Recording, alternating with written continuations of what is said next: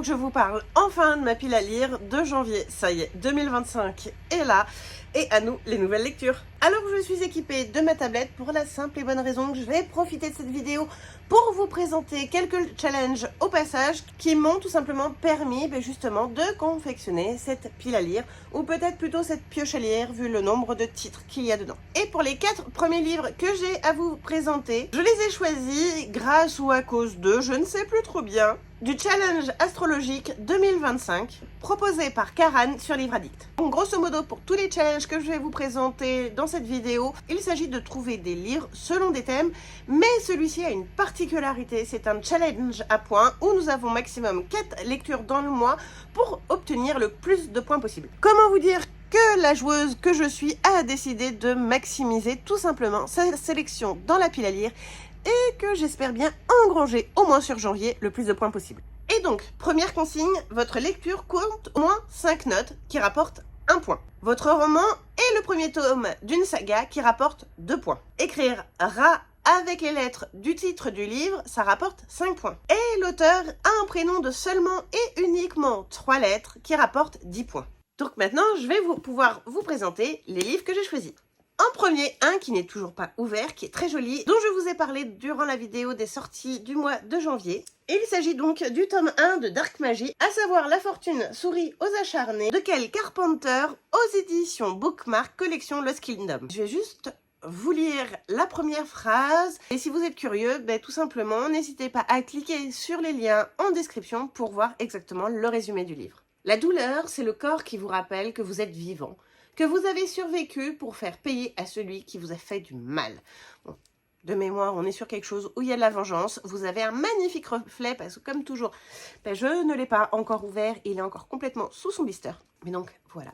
Je l'ai pris. Le tome 3 sort au mois de janvier. Je me suis dit que c'était l'occasion de le sortir. En plus, à lui tout seul, il me rapporte 17 points. Donc franchement, c'est vraiment l'occasion. J'ai sorti un autre livre, cette fois-ci de la bibliothèque de Cohen. Il s'agit du tome 1 de La mer éclatée, à savoir La moitié d'un roi, de Joey Abercrombie. Vous vous en doutez, avec le prénom de l'auteur, déjà, il me rapporte des points parce qu'il n'y a que 3 lettres. C'est en prime un tome 1, et donc lui aussi me permet de gagner 17 points. Né faible aux yeux de son père, le prince Yavis a juré de récupérer un trône dont il n'a pourtant jamais voulu. Mais il doit d'abord affronter la cruauté de sa propre famille, les humiliations de l'esclavage, ainsi que les eaux amères de la mer éclatée. Tout cela avec une seule main valide. C'est aux côtés d'une étrange assemblée d'exclus et de marginaux, et non parmi les nobles de son rang, que Yavi apprendra à être un homme, s'il survit aux épreuves de toutes sortes qui l'attendent.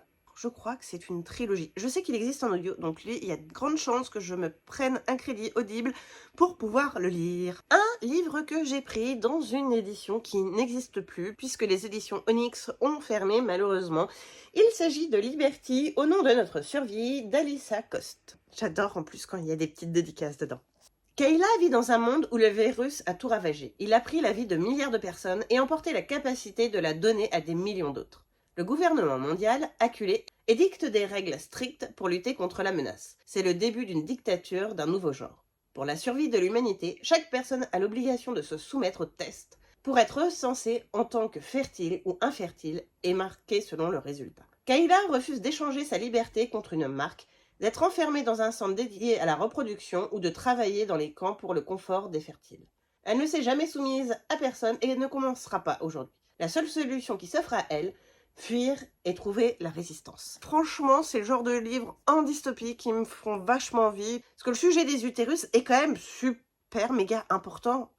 N'oublions pas, nous sommes en guerre pour la natalité. Ouais, pour le coup, je troll, mais cette phrase-là, elle m'est quand même restée en travers de la gorge. Donc voilà, une dystopie qui va être bien sympathique à lire et peut-être le début d'autres que je souhaite lire aussi sur le même genre que j'ai pu voir passer en auto-édition. Un livre que j'avais commencé à lire et puis c'était pas forcément le moment parce que c'était un moment où j'étais en panne de lecture. Il s'agit du tome 1 des Contes des Royaumes Oubliés, à savoir Le Prince au Bois dormant d'Isabelle Lesteplume aux éditions Bookmark, collection MXM. Nous sommes sur une réécriture MXM tout simplement du conte de la princesse au bois dormant. J'avais commencé à le lire, la plume est très sympa, j'adore énormément la plume d'Isabelle Lesteplume. Sauf que voilà, il y a des moments où on n'arrive pas à lire. J'ai préféré me dire, stop, on arrête, on le met pour plus tard. De toute manière, il est dans ma palle, il va pas s'enfuir. C'est une saga où pour l'instant de mémoire, il y a 5 tomes qui sont sortis. La plume d'Isabelle, elle est vraiment super chouette. Ils sont pas forcément très très gros. Et puis j'aime bien les revisites de contes et ça change pour une fois. C'est La Belle au Bois dormant. Il y en a plein d'autres. Je saurais plus vous dire lesquels il existe.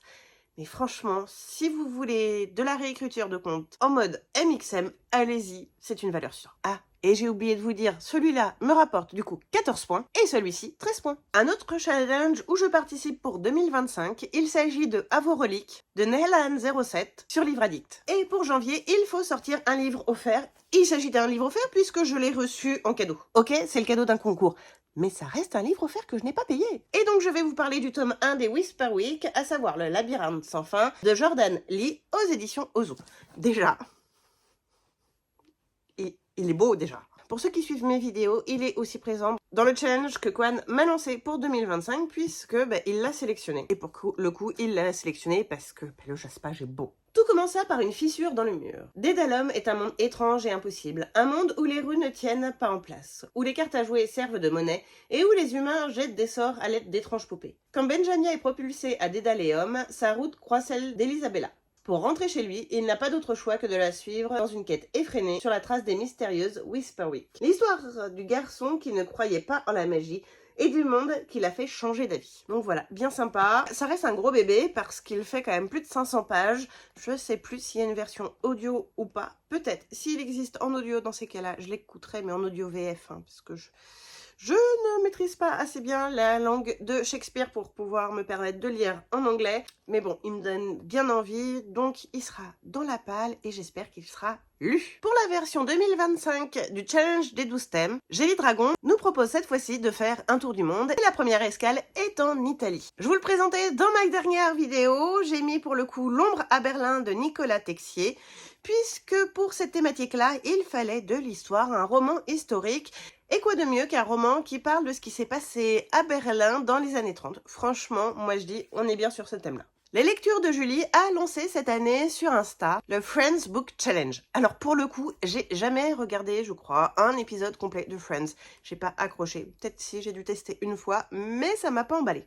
Sauf que les thématiques, elles, m'emballent bien et j'aime bien soutenir Julie parce qu'elle propose énormément de choses et que voilà, partager et échanger sur nos lectures, c'est juste super sympa. Pour le thème de janvier, nous avions la citation « Celui qui était à Las Vegas ». Donc, il fallait soit un livre qui se passait aux États-Unis, soit un livre qui parlait de jeux d'argent. Alors, en jeu d'argent, j'aurais pu mettre L'As de cœur de Morgane Moncombe, mais il y en a un autre que je vous ai présenté aussi dans ma précédente vidéo, qui collait très bien au thème « Se passe aux États-Unis ». Il s'agit donc du tome 13 de la confrérie de la Dague Noire de J.R. Ward aux éditions Milady. Donc, comme la dernière fois, on y parle de vampires qui ne sont pas méchants, qui ne sont pas sanglants, qui essayent de vivre une vie tranquille, en mode société secrète, et qui se font enquiquiner par des aradiqueurs. Et donc, la confrérie est là pour protéger un petit peu tout ce monde. Le tome 13, comme la dernière fois, je ne sais plus de qui il parle, mais c'est pas grave. J'avais énormément aimé les 12 premiers tomes. Je reprends cette série, puisque le tome 12, je l'ai lu en 2023, donc ça fait déjà un peu plus d'1 an. Et que ceux d'avant, je les avais lus encore bien avant, puisque je crois que le tome 11, j'ai dû le lire en 2016. Donc voilà, on reprend, on avance et j'ai pas mal de lectures à rattraper sur cette saga. En prime, comme j'ai quelques SP qui attendent sagement dans ma palle, j'ai décidé de m'en mettre 4 pour ce mois-ci. Comme toujours, je ne compte pas les SP audio que je lis un petit peu comme ça, puisque dans tous les cas, j'ai toujours besoin d'audio pour m'accompagner. Et le premier que j'ai mis dans cette SP est le tome 1 du Serment d'Eldenaïd, à savoir Dans Slam, de Georgia Caldera aux éditions Scrinéo. Georgia Caldera est l'autrice qui a écrit la trilogie de Sombre Brume que j'avais adorée, que j'ai dézinguée en audio sur 2024. Et résultat des courses, quand j'ai vu qu'elle proposait un nouveau titre, je l'ai tout simplement demandé. Et d'autant plus quand j'ai lu la première phrase d'accroche du résumé. Plongé dans un monde autrefois peuplé de titans divins, où Eldenaïd a conclu un pacte avec une ancienne déesse pour sauver les siens. Donc voilà, nous allons avoir des dieux, nous allons suivre une protagoniste, et une protagoniste qui apparemment a plusieurs voix dans sa tête. Et je me demande du coup pourquoi, comment, dans quelle étagère, comment c'est géré, voilà, tout le bordel, je veux savoir. Autre service presse que j'ai mis, il s'agit d'un livre qui est sorti en 2022, mais que les éditions Scrinéo ont reproposé dernièrement en SP, car le tome 3 va bientôt sortir. Il s'agit du tome 1 d'Hybride, à savoir La levée du voile, de Gwendoline Vervel, Depuis 10 ans, Margot Pommery est exilée dans un pensionnat au fin fond du Vercors. Sa mère, Adélaïde, l'a tenue éloignée de son foyer durant tout ce temps pour la punir d'un tragique événement dont elle la tient pour responsable. Contre toute attente, Margot est pourtant rappelée chez elle en Champagne pour passer l'intégralité des vacances d'été. Un été qui s'avère plus intense que prévu, car la jeune fille découvre qu'elle est une descendante des elfes et des druides, gardienne d'un savoir ancestral et puissante guerrière en devenir. Nous sommes donc sur du fantastique à destination d'un public adolescent. Et j'avoue que découvrir la vraie histoire de la protagoniste me tente beaucoup.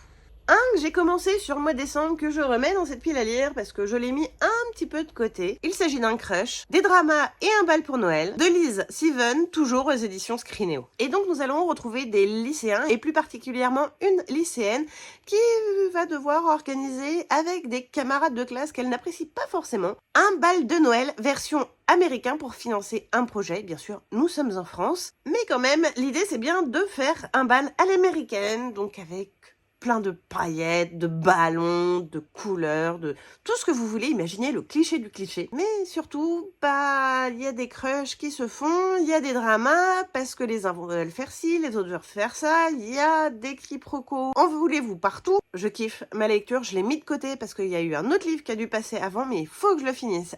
Absolument. Et quoi de mieux qu'une romance adolescente de Noël pour commencer l'année 2025.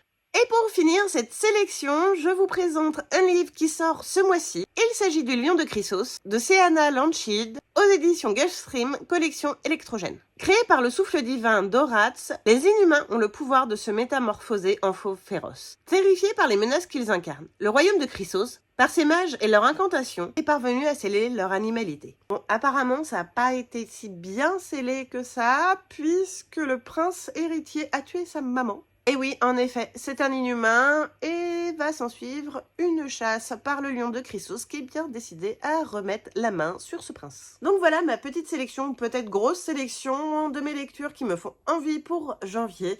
Alors, est-ce que j'arriverai à tout lire ou pas? On se donne rendez-vous au mois de février pour ma revue des livres de janvier, mais j'espère quand même secrètement y arriver. Et je vous dis à très bientôt pour une prochaine vidéo. Ciao!